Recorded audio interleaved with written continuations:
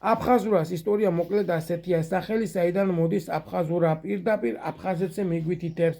კერძის სამშობლოდ სწორედ აფხაზეთი ითვლება, რა არის მისი ხრიკი.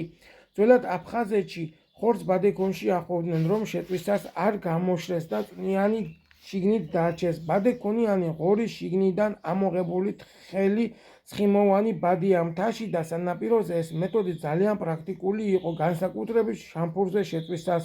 როგორ გავრცელდა საბჭოთა პერიოდში აფხაზური სამზარეულო, თბილისის რესტორნებში პოპულარული გახდა აფხაზურა. მენიუში როგორც ცხარე ბადექონიანი კატლეტი, ისე შევიდა და მალე მთელ საქართველოში მოიკიდა ფეხი.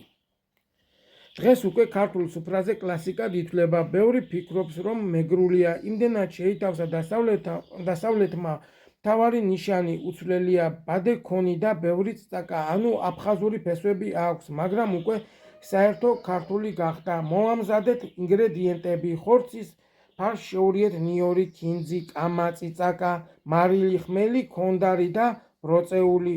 ქინძი, ოხრახუში და კამა წვრილად ხახვი დაჭერით, შეამოწმეთ ბადექონიანი გახეული არ იყოს.